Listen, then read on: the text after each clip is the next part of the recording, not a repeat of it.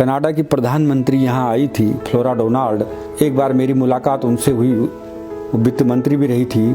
तो उन्होंने कहा कि अगर मेरे दिल को अगर किसी आंदोलन ने छुआ है तो ये मैती आंदोलन है। मैं कनाडा जाकर के इस आंदोलन को कोड करूँगी और वहाँ के लोगों को बताऊँगी। नमस्कार, मैं मनोज ध्यानी। आज हम युवा आह्वान की बायोपिक सीरीज़ जो युवाओं की प्रेरणा के लिए बनाई जा रही है, इसमें उत्तराखंड की एक बड़ी शख्सियत पद्मश्री कल्याण सिंह रावत, मैती आंदोलन जिन्होंने पूरे उत्तराखंड में इंस्पायर किया है युवाओं को और जिसकी प्रेरणा लेकर नए क्रांतिकारी कदम रचाए जा रहे हैं, उस विषय पर बात करेंगे। और मैं सीधे कल्याण सिंह रावत जी से कुछ सवाल करूंगा। तो आदरणीय कल्याण सिंह रावत जी, महोदय, मैं सबसे पहले जानना चाहूँगा कि आपकी जो शिक्षा दीक्षा हुई और परिवार का है, तो उसके बारे में थोड़ा सा मुझे जानकारी बताएं। हाँ, मेरी शिक्षा दीक्षा तो मेरे गांव में हुई, प्रारंभिक शिक्षा। और जनपद चमोली का विकास खंड कर्णप्रयाग, जिसका एक गांव है बैनौली, और ये उस समय की गढ़वाल की एक राजा की राजधानी थी, चांदपुर गढ़ी। वहाँ से केवल 1.5 किलोमीटर हवाई दूरी पर मेरा गांव है। और मेरा गांव का प्राथमिक विद्यालय इतना पुराना है कि उस विद्यालय में बद्रीनाथ के रावल के जी के लड़के ने भी शिक्षा ली थी। और उसी विद्यालय में मुझे भी शिक्षा ग्रहण करने का सौभाग्य प्राप्त हुआ। प्रारंभिक विद्यालय मैंने वहीं से किया और उसके बाद जूनियर हाई स्कूल मेरे गांव के ऊपर एकमात्र उस क्षेत्र का एक जूनियर हाई स्कूल था, चौरासैण। वहाँ से मैंने 8 पास किया। उसके बाद फिर मैं पौड़ी, पिताजी मेरे वन विभाग में थे, तो उसके बाद 7वीं कक्षा को पार करने के बाद मैं पिताजी के साथ चले गया।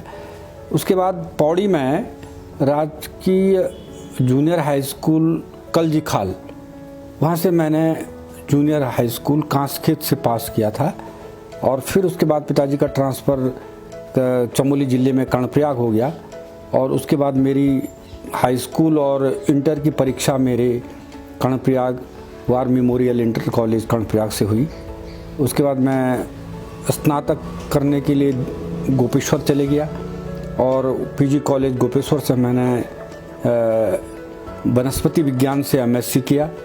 उसके बाद बीएड किया और उसके बाद फिर एमए इतिहास और राजनीति शास्त्र से भी मैंने वो किया। 1979 में मेरी पोस्टिंग हो गई और सहायक अध्यापक जीव विज्ञान के पद पर मुझे पौड़ी के एक बहुत सुदूर विद्यालय में, राजकीय उच्चतर माध्यमिक विद्यालय चौरी खाल, मेरी पहली नियुक्ति हुई। तो इस प्रकार से मेरे प्रारंभिक शिक्षा चमोली, पौड़ी और इन 2 जनपदों में ही संपन्न हुई। और हायर एजुकेशन मैंने गोपेश्वर से की। और गोपेश्वर में ही 1974 में जब चिपको आंदोलन चल रहा था, तब मैं भी काफ़ी सक्रिय था और आदरणीय भट्ट जी के साथ चिपको आंदोलन में मैं भी कूदा। उसके बाद जोशीमठ, रैणी गांव गए, वहाँ से महिलाओं का साथ दिया। नशाबंदी आंदोलन में उनके साथ कार्य करता रहा। तो एक प्रकार से समाज और पर्यावरण को बचाने का एक ये कहें कि मुद्दा जो था वो मेरे अंदर जागा। और मैंने भी लगा कि मुझे भी अपने पहाड़ को बचाने के लिए, अपने समाज को बचाने के लिए, अपनी संस्कृति को बचाने के लिए कुछ करना चाहिए। और शिक्षा के साथ साथ, अध्यापन के साथ साथ मैं इन कामों को जहाँ भी रहा करने लगा। तो ये एक मेरी प्रारंभिक शिक्षा का एक वो रहा। और इसी दौरान फिर मैंने गोपेश्वर में रह कर के ही सामाजिक क्षेत्र का और पर्यावरणीय क्षेत्र के जो समस्याएं थी उनको समाधान के लिए काम करने का एक संकल्प लिया। और सबसे पहले गोपेश्वर में 1976 में हिमालय वन्यजीव संस्थान खोला था मैंने। और ये था कि मैं हिमालय के वन्य प्राणियों को बचाने का काम करूं, क्योंकि हिमालय में धीरे धीरे जो है वन्य प्राणियों पर बड़ा संकट आ गया था। हिमालय के वन्य जीवों का एक प्रकार से तस्करों के द्वारा बड़ा ह्रास हो रहा था। इधर सरकार भी उन वन्य प्राणियों को बचाने के लिए कई योजना बना रही थी, लेकिन तस्करी के सामने कोई भी टिक नहीं पा रहा था। तो ये आया कि हम अगर हमारे हिमालय खाली हो जाएगा तो हम कल हमारी जैव विविधता को खतरा हो जाएगा, इसलिए हमें इसको बचाना है। प्रोफेसर साहब, जो गढ़वाल और कुमाऊं की जो संस्कृति है वो बड़ी विविधता भरी है और बहुत ही अनूठी और बड़ी रिच कल्चर उत्तराखंड का है। आपकी माताजी मांगलिक गीतों की बड़ी गायिका और रचनाकार हुआ करती थी, पिता वन विभाग में थे। तो इन दो पहलुओं ने, और आपने उसके बाद जो शिक्षा दीक्षा ली वो जीव विज्ञान में ली, तो इन दो पहलुओं ने आपको किस तरीके से प्रभावित किया? हाँ, सबसे बड़ी बात है संस्कृति और प्रकृति, दो ऐसी चीज़ें हैं जो एक दूसरे के पर्याय हैं, और बिना इन दूसरे के संस्कृति के न तो प्रकृति चल सकती है न प्रकृति की संस्कृति चल सकती है। दोनों का साथ चलना हमें ज़्यादा फलदायी लगता है। मेरे पिताजी फॉरेस्ट डिपार्टमेंट में थे, बाद में वो रेंज अधिकारी नंदप्रयाग से रिटायर हुए, और उसके बाद पिताजी का जो सामाजिक क्षेत्र था, उनका जो कर्मठता थी, ईमानदारी थी, वो सबको उनके अधिकारियों को बड़ा अच्छा लगता था कि ये आदमी इतना कर्मठ है, और वो थे। और उससे भी पहले भी मेरे दादाजी जो थे वो अंग्रेज़ों के ज़माने में फॉरेस्ट गार्ड थे। थराली के क्षेत्र में मेरे दादाजी का बड़ा नाम था, और उसके बाद पिताजी फिर फॉरेस्ट में आए, और मेरी भी खुद इच्छा थी कि मैं वन विभाग में जाऊं, लेकिन ये नहीं हो सका, और मैंने शिक्षा विभाग का दामन थामा। माताजी मेरी बड़ी धार्मिक प्रवृत्ति की थी और अपनी संस्कृति से बड़ा लगाव रखती थी। मेरे गांव में जो भी मांगलिक काम होते थे, माँ उनके मांगल गीतों को गाती थी, और वो सब कुछ मेरी नानी और से माँ को मिला, और माँ सारे मांगल गीत उन्हें याद रहते थे। अच्छी आवाज़ में मैंने उनके मांगल गीत भी रिकॉर्ड किए, अपने पास धरोहर के रूप में रखे। तो माँ हमको सिखाती थी कि अपनी संस्कृति को कभी मत छोड़ो, उसको आगे बढ़ाओ, और एक अच्छी संस्कृति माँ ने हमको दी। बस ये था। कभी पिताजी की जंगल में आग लगती थी तब सारे गांव वालों को लेकर के बुझाने जाते थे, तो मैं भी उनके साथ जाता था। तो मैं भी एक अनुभव होता था कि किस तरह से आग बुझा रहे हैं। पिताजी कहते थे कि तुम दूर रहो, इधर मत आओ। तो मैं दूर से ही तमाशा देखता था, लेकिन वो देखता था कि देखा हमारी वनस्पति, हमारी पेड़ सब जल रहे हैं, पेड़ जलेंगे, इनके साथ इतने पक्षियाँ जलेंगी, इतने जीव जंतु जलेंगे। तो ये भाव पैदा होता गया, और इसीलिए बात मैंने सबसे पहले जब स्टूडेंट लाइफ में था, अपने बच्चों को, अपने साथियों को मिला करके जो एक संस्था खोली, हिमालय वन्यजीव संस्थान, और उसके बाद हमने बहुत बड़ा काम किया। लगभग हमने हिमालय क्षेत्र में जब बर्फ़ गिरती थी वहाँ से जो जानवर शिकारियों के चंगुल में उनसे हमने बचाया उनको, और लगभग 5000 से अधिक जानवरों को हम बचाने में सफल रहे। उत्तरकाशी के हरनौल, सरनौल और गंगटाड़ी उधर के क्षेत्रों में हमने कैंप लगाए, गांव में जा कर के। इधर देवाल की तरफ मंदोली, वाण और ऊपर हरमनी, इन जगहों में हमने कैंप लगाए और लोगों को जागृत किया कि अगर आपके क्षेत्र में इस तरह के कुछ लोग आते हैं तो आप उनसे लड़िए, क्योंकि वो आपकी धरोहर को नुकसान पहुंचा रहे हैं। इस तरह से ये आगे बढ़ता गया। तो ये सारे धरोहर मुझे जो कुछ भी मिला मेरे माँ बाप से मिला। और उसके बाद पिताजी रिटायरमेंट होने के बाद फिर उसमें आए, राजनीति में आए, और ब्लॉक कर्णप्रयाग के ब्लॉक प्रमुख बने। फिर उन्होंने 5 साल ब्लॉक प्रमुख किया। उस पर उनका स्वास्थ्य ठीक नहीं था। फिर उन्होंने, लोग चाहते थे कि फिर बने, लेकिन पिताजी ने कहा कि नहीं, अब नए युवाओं को इसके साथ दीजिए और वो आगे बढ़ाएंगे। तो इस तरह से पिताजी की बहुत कुछ जो हमें सीखने को मिला, माँ से मिला, वो सब कुछ ये मिला कि धरती से प्यार करो, धरती ही हमारी माँ है, असली माँ है, और अगर हम इसे बचाएंगे तो यही सब कुछ धरती हमें देगी। आपने चिपको आंदोलन में भागीदारी की आदरणीय चंडी प्रसाद भट्ट जी के साथ। उस काल के बारे में बहुत ज़्यादा जानकारी किताबों के माध्यम से मिलती रहती है वैसे, लेकिन आप उसके साक्षात्कार रहे हैं, भागीदार रहे हैं। थोड़ा सा दर्शकों को बताइए कि क्या करती थी महिलाएं, वो क्या था वो आंदोलन का थोड़ा सा जीवट था। चिपको आंदोलन एक वनों को बचाने का आंदोलन था, जबकि एक इलाहाबाद की भल्ला कंपनी को सारे जंगल बेच दिए गए थे और जो हमारे कीमती लकड़ी थी जिनसे ये स्पोर्ट्स गुड बनते थे, उसमें से विशेषकर चमखड़ी के एक बहुत कीमती लकड़ी हमारे पहाड़ों में होती है, उसके जंगल के जंगल जब बिके तो वो यहाँ के स्थानीय लोगों को उसका ठेका नहीं मिला, बल्कि बाहर के लोगों को उनका ठेका मिला। और वही रोष यहाँ के लोगों में जाग गया। और हमारे दसोली ग्राम स्वराज्य मंडल, उसमें माननीय चंडी प्रसाद भट्ट जी उस समय दसोली स्वराज्य मंडल के अध्यक्ष हुआ करते थे, तो उनको भी बड़ा दुख हुआ कि हम भी इस काम को आगे बढ़ाते हैं लेकिन हमें लकड़ी नहीं मिलती है, तो हम अपना छोटे छोटे जो हमारे उद्योग धंधे हैं कैसे चल पाएंगे। तो ये सारा पीड़ा थी सबके अंदर।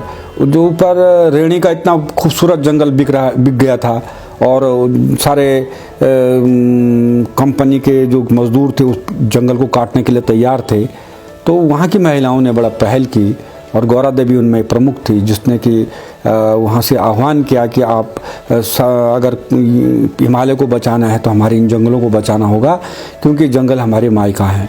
तो फिर वो भट्ट जी के पास आए। फिर वहाँ पर गोविंद सिंह रावत जी एक ब्लॉक प्रमुख हुआ करते थे जोशीमठ में, जो कि वास्तव में चिपको आंदोलन की एक बहुत बड़ी रीढ़ की हड्डी थी।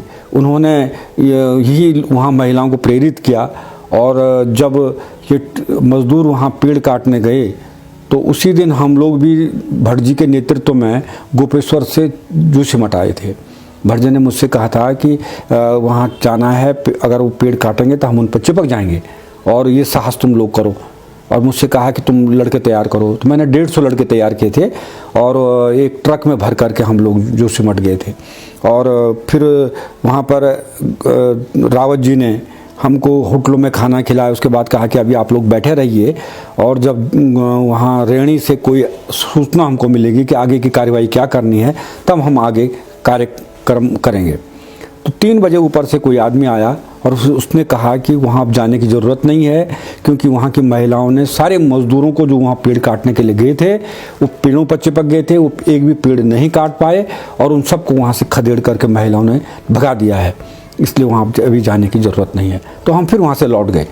तो ये एक बड़ा वो था हमारे अंदर कि वास्तव में एक डर भी था कि हम जब पेड़ काटने लाएंगे तो हमको चिपकेंगे तो कहीं वो हमको कुल्हाड़े से काट देंगे, तो ये डर था। लेकिन फिर हमने कहा इतने सारे 150 बच्चे हैं कि हम पर भी तो ताकत है, हम भी तो आजमाएंगे उनसे, उनकी हिम्मत कैसे आ जाएगी हमको काटने की। ये सब कुछ था। फिर धीरे धीरे फिर हम इस चिपको आंदोलन के एक अंग बन गए और भट्ट जी के साथ कैंपों में जाते थे, कहीं और कार्यक्रम होते, सर्वोदय के नेता थे, कभी मद्य निषेध कार्यक्रम, कभी गांधी कस्तूरबा के कार्यक्रमों में हम लोग बड़े खुल के भाग लेते थे। और ये हमारा पहला अनुभव रहा मेरा कि जो चिपको आंदोलन में भाग लेने का एक सौभाग्य प्राप्त हुआ। आंदोलनों के इस इतिहास के बीच आप जब पठन पाठन के क्षेत्र में उतर आए तो एक जो भावनात्मक आंदोलन आपने प्रारंभ किया, जैसे मैती आंदोलन और जो विश्व विख्यात हुआ है, उसके बारे में थोड़ा सा प्रकाश डालिए कि ये अचानक कैसे सृजित हुआ, ऐसी कौन सी घटना थी जिसने आपको प्रेरित किया कि ये मैती आंदोलन चलाया जाए, और फिर उसको क्या क्या कठिनाइयाँ आपको उस क्षेत्र में आई और किस तरीके से लोगों को आपने मोटिवेट किया। जी। उसके बारे में थोड़ा सा। हाँ, जब मैं पहले मेरा पोस्टिंग पौड़ी में चौरीखाल में हुआ तो सबसे पहले वहाँ पर वहीं से एक शुरुआत हुई थी कि वहाँ पर एक बहुत बड़ा मंदिर था कालिंका देवी का, और साल में एक बार वहाँ पर बहुत बड़ा मेला होता था और उसमें कम से कम 400-500 भैंसे मारे जाते थे, 2-2.5 हज़ार बकरियां मारी जाती थी, इतना बड़ा बलियां वहाँ पर होती थी।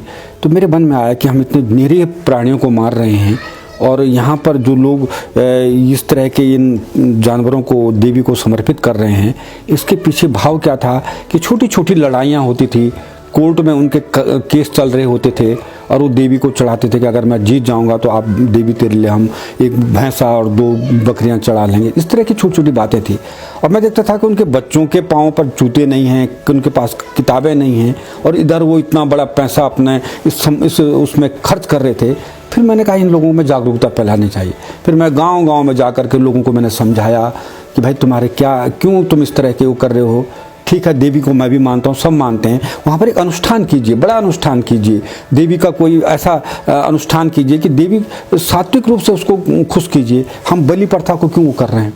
तो फिर मैंने कुछ और भी पर्यावरणीय काम के, वहाँ पर बच्चों के लिए मैदान नहीं था, मैंने गांव वालों से मांग के ज़मीन ली, रोज़ बच्चों से श्रमदान कराया, बच्चों के लिए वॉलीबॉल का फील्ड बनाया, गांव में जा कर के रामलीला करवाई, उनसे कहा कि किस तरह से रामलीला होती है। तो उन लोगों में एक बहुत बड़ी वो हुई। अब बाद में वो लोग मेरे प्रति इतने आसक्त हो गए कि मैं कोई भी बात बोलता था, वो छोटे मोटे उनके झगड़े होते तो मेरे पास आते थे कि गुरुजी हमारा ये होगी, सुलझा दो, ये कैसा। तो ये एक प्रकार से मैं वहाँ पर एक न्यायिक भूमिका भी निभाने लग गया था। प्रोफेसर साहब, मैती आंदोलन जो है आज की तारीख में कम से कम उत्तराखंड में तो बहुत फैल चुका है, और अब लोग बाकायदा अपने शादी ब्याह के कारणों में उसे एक कार्यक्रम करते हैं। तो मैती आंदोलन को लोगों तक पहुंचाने के लिए क्या क्या कार्यक्रम हुए, किस तरीके से लोगों को बताया गया, और वो भावनात्मक जो पक्ष है उसको कैसे इस लेवल तक ले आए आप, जरा थोड़ा उसके बारे में बताएं। जी, 95 में मैं राजकीय इंटर कॉलेज ग्वालदम में प्रवक्ता के पद पर था, जीव विज्ञान के पद पर। और इस बीच मैंने बहुत सारे इनोवेशंस किए। उसके बाद मैं सबसे पहली अपॉइंटमेंट मेरा पौड़ी में हुआ, उसके बाद 4 साल में पौड़ी में रहा, उसके बाद मैं फिर उत्तरकाशी के बहुत सुदूर क्षेत्र में राजगढ़ी चले गया, और राजगढ़ी जाने के बाद मैं फिर 3-4 साल वहाँ रहा। उसके बाद मेरा प्रमोशन हुआ तो मैं ग्वालदम चले गया। ग्वालदम जाने के बाद ही ये मैती आंदोलन 1995 में शुरू हुआ था। इस बीच मैंने देखा था कि बहुत सारे पेड़ लग रहे हैं, बड़ी बड़ी घोषणाएं होती थी, हर साल ही होता था कि इतने लाख पेड़ लगेंगे, इतना पेड़ लगाए जाएंगे। लेकिन मैंने देखा कि कई जगह पर जहां वृक्षारोपण हुआ, उसके बाद दूसरे साल वहां एक पेड़ भी जिंदा नहीं रहा। फिर उसके बाद कोई NGO आया, उसने पेड़ लगाए उसी जगह पर, वो भी जिंदा नहीं रहे। फिर मैंने सोचा कि अगर इस तरह के वृक्षारोपण हो रहे होंगे तो फिर कैसे ये पेड़ जिंदा रहेंगे, हमारी धरती कैसे बच पाएगी, हमारी नदियाँ कैसे जिंदा रह पाएंगी, हमारा हिमालय कैसे जिंदा रह पाएगा। तो ये मुझे चिंता सता रही थी कि क्यों हम कोई लाख पेड़ लगाने की बात ना करें, हम केवल 2 पेड़ लगाने की बात करें, 1 पेड़ लगाने की बात करें, और 1 पेड़ लगा करके हम उसको बचा दें, तो यही बहुत बड़ी उपलब्धि होगी। तो ये ख्याल मेरे मन में रहा। तो फिर लगा कि कहीं सबसे बड़ी चीज़ है कि अगर भावनात्मक रूप से हम किसी पेड़ को लगा दें तो वो ज़रूर जिंदा रहेगा, और यदि वो पेड़ जिंदा रहेगा तो वो कल इस धरती के लिए, इस नदियों के लिए एक बहुत बड़ा कारक बनेगा। फिर मुझे लगा कि उत्तराखंड में बेटियों का, माँ का एक ऐसा आपसी रिश्ता है, ऐसा भावनात्मक रिश्ता है कि माँ के साथ बेटी जुड़ी होती है, और बेटी जहाँ जहाँ माँ जाती है वहाँ साथ जाती है। घर से लेकर, चौके से लेकर, खलिहान से लेकर, जंगल से लेकर, हर जगह बेटी माँ के साथ खड़ी रहती है और माँ का साथ देती है। जिस दिन बेटी की शादी होती है उस दिन सबसे ज़्यादा दुख जो है माँ को होता है, और माँ अपनी बेटी की जुदाई को नहीं सहन कर पाती है, और उसको लगता है कि मेरा एक बहुत बड़ा सहारा आज जा रहा है।